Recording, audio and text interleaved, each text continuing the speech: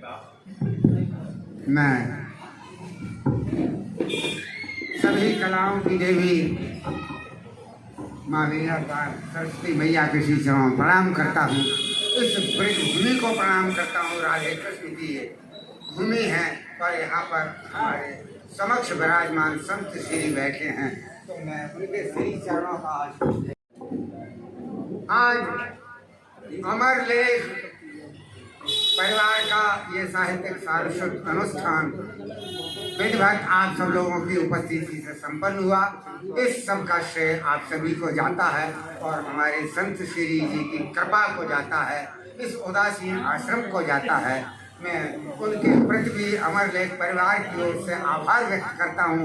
उन संत श्री के श्री चरणों में नतमस्तक कृतज्ञता व्यक्त करता हूँ अमर लेख परिवार की ओर से, और आशीष चाहने की अपेक्षा रखता हूँ कि इस अमर लेख परिवार की ऊंचाइयों तक पहुँचने के लिए आशीष भी प्रदान करें।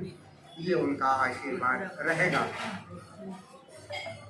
मैं चूँकि नहीं जानता कि मैं इस पद के योग्य था कि नहीं था, और इस राधे कृष्ण की नगरी में जहाँ ब्रज भाषा का एक अनोखा अद्भुत अलौकिक धाम है, उसका आशीष मिले, इस सारी अपेक्षाओं के साथ मैं ये निवेदन करना चाहता हूँ कि कुछ आशीष, कुछ अध्यक्षता के अलग से बात होती है करने के लिए मुझे उसका अनुमति मिलना चाहिए।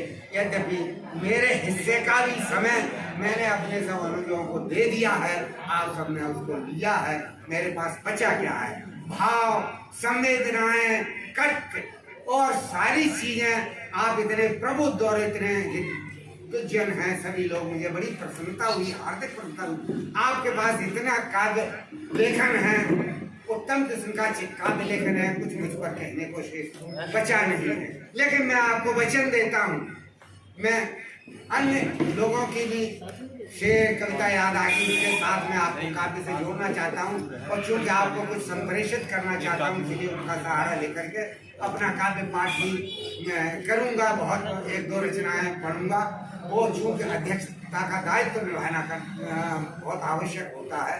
तो मैं तीन बिंदुओं की बात करता हूँ जहाँ हम खड़े हैं, वे देवभूमि है, ये राधे कृष्ण की भूमि है, ये ब्रज भूमि है, ये दुनिया भर में विश्व पूज्य है, और ऐसे संत समाज की भूमि है। तो ये देवत्व तो यहाँ पर है। ये अमर लेख परिवार का पावन अनुष्ठान है और वाणी का रस वर्षण है। इतना आकर्षण यहाँ है इस वाणी के रस वर्षण का, तो तीन अमरत्व का एक बिंदु है, तीन बिंदुओं का संगम है। अमरत्व की वर्षा है अमर लेख परिवार होने के नाते, और संत और देवभूमि के नाते देवत्व का वर्षण है यहाँ, और वाणी और काव्य का रसपान यहाँ पर हो रहा है, तो रसत्व का वर्षण है। देवत्व, अमरत्व और रसत्व की त्रिवेणी यहाँ पर वही है। अमरत्व, देवत्व और रसत्व की त्रिवेणी का संगम यहाँ है, और ऐसे संतों के श्री चरणों का प्रताप है जो हमारे शीश पर अपना आशीष बनाए रखे। इस बात का आभार व्यक्त आपको करता हूँ। मैं निवेदन करना चाहता हूँ कि मैं आया नहीं हूँ, बुलाया गया। किसी देवता की अमर आरती पर उतारा नहीं हूँ, चढ़ाया गया। मैं आया नहीं हूँ, बुलाया गया। और मैं एक बात कहना चाहता हूँ, अपने अनुश्री दिलीप को आवाज देता हूँ मेरे पास आ जाए। उन्होंने एक बात कर मैं यदि योग्य नहीं हूँ, आप भाई दिलीप मेरे पास आ जाए। मैं एक बात कहना चाहता हूँ, कल कुंभ का नाम दिया गया, इतना बढ़िया वो है। दिलीप ने एक 5 रन कविता पढ़ी, मैं इसलिए दिलीप को बुला रहा हूँ। और मैं एक बात कहना चाहता हूँ, दिलीप की बात से मुझे याद आया, इस कल कुंभ में ये बात कहना चाहता हूँ, संत जी के श्री चरणों में मैं निवेदन करना चाहता हूँ और मंच को अपनी बात संप्रेषित करना चाहता हूँ कि कब हैं हम कोई दीन बेचारे नहीं हैं। कब हैं हम, कोई दीन बेचारे नहीं है और जीत ना पाए भले ही किंतु हम हारे। कब हैं हम, कोई दीन बेचारे नहीं है, जीत ना पाए भले ही किंतु हम हारे नहीं है। और फूकने में कंठ की सब नजर तक आएगी, फूकने में कंठ की सब नजर तक आएंगी। शंख हैं हम कोई कमजोर गुब्बारे। क्या बात है, क्या बात है। दिलीप ने 5 रंग शंख की बात की, फूकने में कंठ की सब नजर तक आएंगी। शंख हैं हम कोई कमजोर गुब्बारे नहीं है। मैं आपके लिए बात कहता हूँ, इसलिए मैंने दिलीप को सहारा लिया, इसने गदगद कर दिया। 5 जन बढ़िया दिया, अभिनंदन ये सभी है। आप एक बार इसको आशीर्वाद सब लोग प्रदान करें। एक बार जोरदार ताली। मैं बात की और प्रेम की बात चली किया, मैंने प्रेम को अभिनंदित किया। आज तो मैं कहता हूँ, कबीर जैसे मनीषी ने लिखा था, पोथी पढ़ जब हुआ पंडित भयानक हो, ढाई आखिर प्रेम के पढ़े। और मैं एक निवेदन कहता हूँ, इस बात से मैं कहना चाहता, आपको वाकिफ कराना चाहता हूँ, प्रेम में 2.5 अक्षर है और मृत्यु में भी 2.5 अक्षर है, जन्म में भी 2.5 अक्षर है।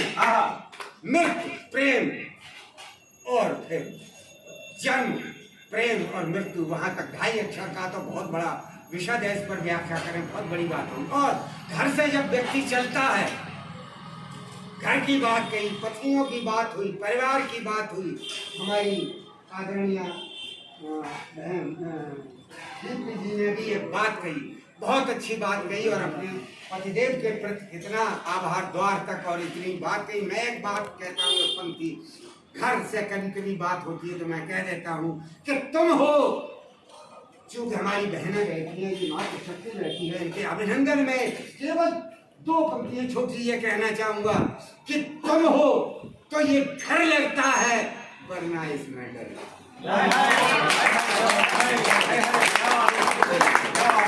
तुम हो तो ये घर लगता है, वरना इसमें डर। मित्रों, ये बात और एक बात, फिर इस बात को कहते हैं कि कहाँ कैसे व्यंग में ले जाते हैं पत्नियों की। बहुत सारी चलते समय पत्नी ने कहा, कब लौटोगे, शाम की गाड़ी से लौटोगे, बहुत सारी बातें। मतलब एक बात फिर पुरानी याद आई तो मैं बात कहना चाहता हूँ उसे कि चर्चा, ये बहुत चर्चा की बात आ जाती है, लोग मजाक में ले लेते हैं, लेकिन गंभीरता से बात कि चर्चा ये सरे में फिर आमना हो जाए, डर है कि नजर मेरी बदनाम न हो जाए। चर्चा ये सरे में फिर आमना हो जाए, डर है कि नजर मेरी बदनाम न हो जाए।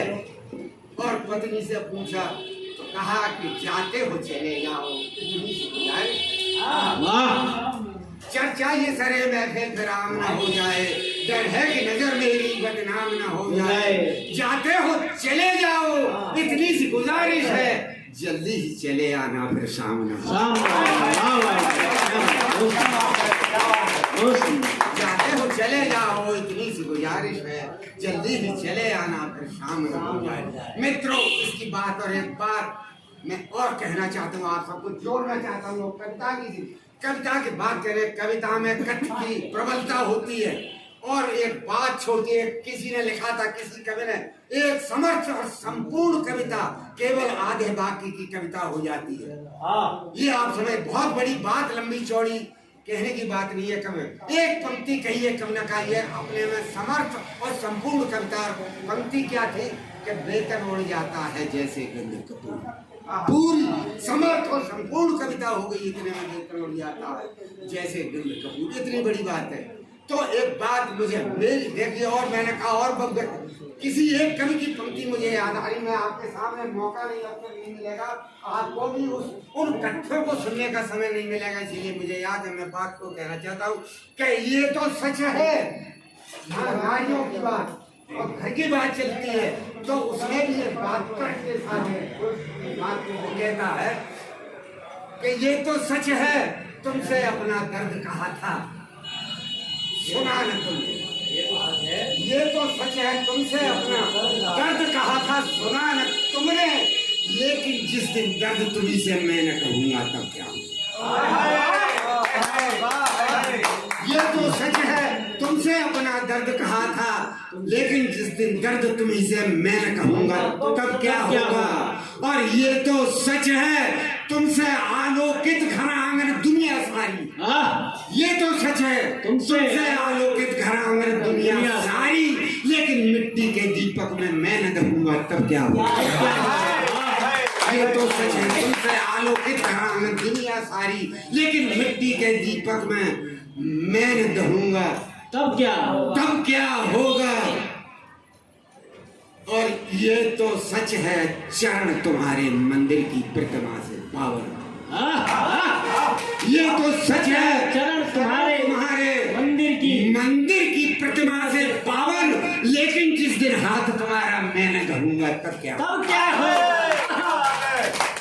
क्या बात। ये तो सच है, चरण तुम्हारे मंदिर की प्रतिमा से पावन, लेकिन जिस दिन हाथ तुम्हारा मैं न करूंगा तब क्या होगा। और एक बहुत बड़ी बात कि ये तो सच है, इस बसंत में तुमको नहीं जरूरत मेरी। मैं उस जोड़े और परिवार टूटते बिखरते उन परिवारों की बात करता हूँ, उनका अंजाम और परिणाम की बात करता हूँ कि ये तो सच है, इस बसंत में तुमको नहीं जरूरत मेरी, लेकिन पतझड़ के आने पर मैं न रहूंगा तब क्या। ये तो सच है, इस बसंत में तुमको नहीं जरूरत मेरी, लेकिन पतझड़ के आने पर मैं न रहूंगा तब क्या होगा।